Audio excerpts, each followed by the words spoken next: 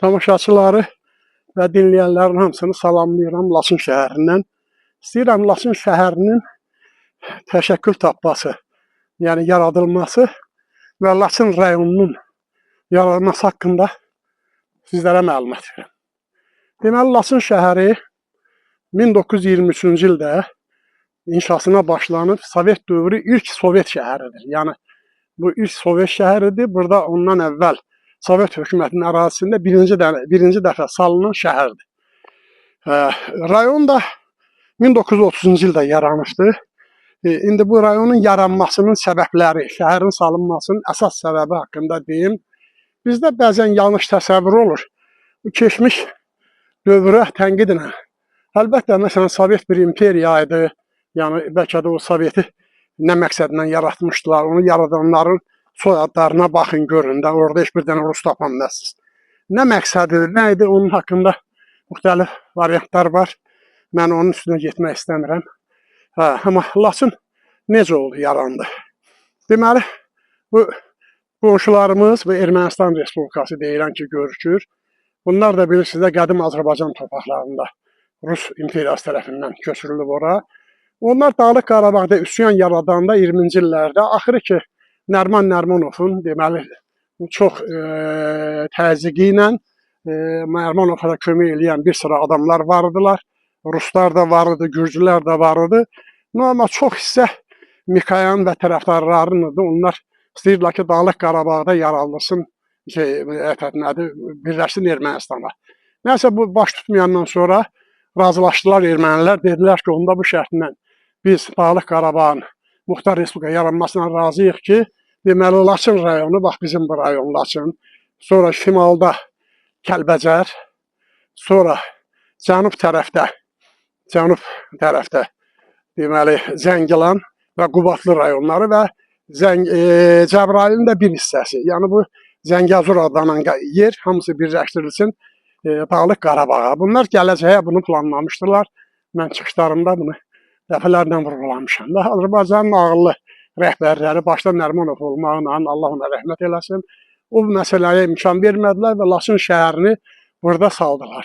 Bəzən yanlış olaraq yazılır ki, Laçın şəhərinin adı Abdallar olub. Yəni, bir balaca düşünmək lazımdır. Burada şəhər olub ki, adı da Abdallar ola və yaxud da nəsə başqa bir adı ola. Burada şəhər olmayıb. Bura, deməli, Qarıkağ qalxozunun Sovet dövründə inzibati ərazisinin yeri olubdur.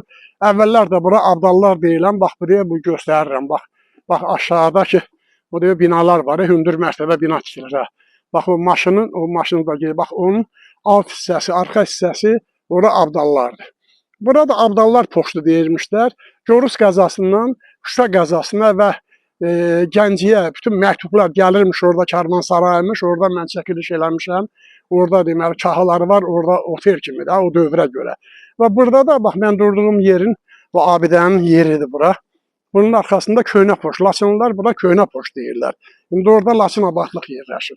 O Köhnə Poçtun da yerində poçt idarəsi imiş də, belə deyək, o dövrə uyğun. Məktubları verilmişlər bura. Buradan elə bil orada saxlanılan atlarla, arabalarla, faytonla daşıyırmışlar.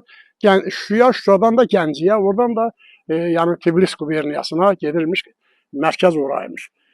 Yəni, ona görə də buranın adı Abdallar olub söhbətini bir yolluk. Yəni, çox internet resurslarında yazırlar, Laçın şəhərinin adı Abdallar olub. Yəni, sual meydana çıxır ki, Laçın şəhəri olubmu ki, adı Abdallar? Xeyr, Abdalların yerində salınıbdır. Allah rəhmət eləsin, Tağı Şahbazi Simurq bura gələndə və o soruşub buranın adını deyiblər, Abdallar var burada. Deyib, yox, Abdal sözü bizim Azərbaycan türkçəsində yaxşı məna vermir. İndi müxtəlif adamlar deyərlər ki, yox, Abdal türk tayfası nədir? Bunlar versiyalardır, amma əslində Abdal sözü biraz yaxşı alınmır və onlar soruşub ki, dağın adı nədir? Yuxarı dağı göstəriblər, deyirlər ki, Laçın deyib və Laçından gözəl adı yoxdur, yəni türkün dilində. O vaxtda da, yəni buranın adını qoyurlar Laçın. O bir yanlışdır odur ki, Laçın güya buranın adını Şahin quşunun erkəyi. Bəli, Şahin quşunun erkəyinə Laçın deyirlər, amma o Laçın quş adını Laçın tayfalarından götürür. Yəni, Laçın türk tayfaları Çindən, şimali Çindən tutmuş, ta Qafqazlara qədər, Sibirə qədər, Avropaya qədər uzanan bir coğrafiyada, yəni böyük bir coğrafiyada Laçın tayfaları olubdur və o tayfanın da ovçuluqla o vaxtda iftaizma dövrü, quldarlıq dövrü, kapitalizm dövrü, köçərlik, ovçuluq və ona görə də onlar elə quşlar saxlayırmışlar. Quşlara da tayfanın adına Laçın deyilmişdir. Laçın quşu, yəni şahin quşu, Laçın quşu. Və buranın da adını qoyublar Laçın. 1992-ci ilə qədər, 88-ci ildə ermənilər üsyana başlayanda mərkəzi hakimiyyətin köməyi ilə, Moskvanın köməyi ilə, yəni ermənilər buranı işğal elədilər, Laçın şəhərini. Laçın şəhəri deməli qaldı Laçın batalyonunun və Laçın polisinin umuduna. Yəni Azərbaycanın Bevej, Mılıq hakimiyyəti əldən verdi bütün fürsətləri və siyasətdə uduzdular. Siyasətdə uduzan bir dövlət heç vaxtı müharibədə qalib gələ bilməz. Birinci siyasətdir. Biz niyə qalib gəldik Qarabağ müharibəsində, 44 günlük qələbədə? Çünki siyasətimiz düzgün oldu. Və beləcə biz məğlub olduq. Laçın 28 il, nə qədər ay, 92-ci ilin may ayının 18-dən günortadan sonra ermənilər bu doğma şəhərimizi aldılar, yandırdılar. Bax o evləri görürsünüz, oraları. Qabaqlarına çıxan evləri yandırdılar. Sonra da yandırmaqdan vaz keçdilər, söktülər, apardılar. Yəni bütün tikinti materiallarını nəinki burada, Ağdamı yerbəyer ediblər. Bura Laçın onlara qalacaqdır deyin, fikirləşir də qalacaq. Ona görə də buranı saxladılar, yandırmadılar. Ağdam kimi eləmədilər, Cəbrayıl kimi, Füzuli kimi eləmədilər. Çünki onları qaytaracaqlarına inanırdılar. Bu gicib əsərlər buranı isə özlərinə ad da qoymuşlar Laçına. Bax, belə bir vaxtda Laçın da işğaldan azad olundu. 44 günlük müharibədə dövlətimiz, Allah şəhidlərimizə rəhmət eləsin. Mən bunu deməkdən yorulmuram. Qazilərə Allah qorusun, qətiyyətli Ali Baş Komandanı Allah salamat eləsin ki, o böyük siyasətinə bax bu müharibədə biz qalib gəldik. Birinci Qarabağ müharibəsi, ikinci Qarabağ müharibəsi deməsəm də, əvvəlki müharibədə də həmən igidlərin ataları idi, böyük qardaşları idi. Onlar da döyüşürdülər bu 44 günlükdə döyüşənlər kimi, amma həmən siyasət yox idi, həmən dövlət yox idi, həmən komanda yox idi. Ona görə də biz məğlub olduq.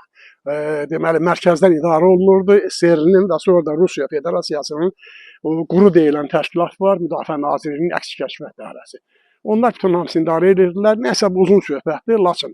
Deməli, Laçın rayonu 1 dekabrda təhvil verildi, üç tərəfli müqabiliyə əsasən təhvil verildi. Ona qədər onlara da vaxt verildi və çıxdılar. 1 dekabrdan sonra 20-ci ildə müharibə sona çatdı. Sonra Rus türk məramlıları gəldilər, buranı nəzarətdə saxladılar Rus məramlılar. Biz bura gəlirdik 21-ci ilin yanvarında da gəlmişəm Laçın rayonunun ərazisinə. Ondan sonra oktyabrında da gəlmişəm. Onda da biz Minkəndə qədər getdik. Burada Rus məramlılar bizi yoxlayıb boşlayırdılar. O tərəfdə də bizimkilər, bizim Laçın hərbiçiləri, polislər bizi qəbul edirdilər. Və belə sonra da deməli bunlar avqust ayının 26-sında tamamilə 22-ci ildə Laçını tərk elədilər və belə. Deməli Laçın rayonunda Sovet vaxtı işğala qədər dövrdə ilk dəfə Laçın rayonu yarananda, onu mən bayaqları unutdum demədim, deməli. Laçın rayonu yaradılıb Şuşa qəzasının və o mən danışıram sizə Sovet hökuməti təzə yarananda Qubadlı qəzasının cənubda və Kəlbəcərdə Qoturlu qəzası deyirlər. O isti suyun adı ilə, Qotur isti suyun adı ilə. O qəzanın ərazisində olan kəndləridir. Və burada çoxu da Şuşa qəzasına baxırdı, Laçın şəhəri də həmçinin. Sonraki burada rayon yaratdılar. Rayon yaradılanda ilk dövrdə bizim ərazidə 220-dən çox burada kəndlər oluşdu. Sonraki təməkilləşmə başlayıb, çox kəndlər boşalıb, müharibə dövrü azlıq olub, çoxu keçib köçüb gedib Qarabağın müxtəlif rayonlarına, başqa yerlərə və sonradan sonraya ki, İkinci Dünya müharibəsi qutarandan sonra cəmaət gəlib, burada 200, səhv bilmirəmsə 214 mi, 224 mi kənd olubdu. Sonra qaldı 125 kənd var idi, bir qəsəbə var idi, bir şəhər var idi. Burada deməli 100 civarında bizim mədəni maarif ocaqları vardı, klub, kitabxana, mədəniyyət evi vardı Laçın rayonunda. 100 civarında 100 məktəbimiz vardı, 100-ə qədər məktəb vardı, 8 illik orta məktəb. Ondan sonra Laçın şəhərində 2 orta məktəb, 3 məktəb vardı. Bir internat məktəb vardı, 2 də 1 nömrəli və 2 nömrəli məktəb vardı. Tip texnikumu açılmışdı burada. Laçında həmçinin texniki peşə məktəbi də vardı. Əvvəl filial oldu, sonra müstəqil məktəb. Yəni. Ondan başqa Laçında deməli 35 əvvəl kolxoz vardı, bir savxoz vardı, sonra birləşdirdilər. Deməli burada təsərrüfatların sayı 20-yə indi. Bir çox kəndləri bu Qarbaçov dövründə əsasən gedirdi bu məsələlər. və deməli Laçın da onunla bərabər, kolxozlarla bərabər Laçının iqtisadiyyatı əsasən, yəni o kolxozlardan heyvandarlığıdır. Bizdə əkinçilik bilirsiniz çox düzdür. Bizim rayonun yəni əkin sahələri ancaq Ermənistanla sərhəddədir.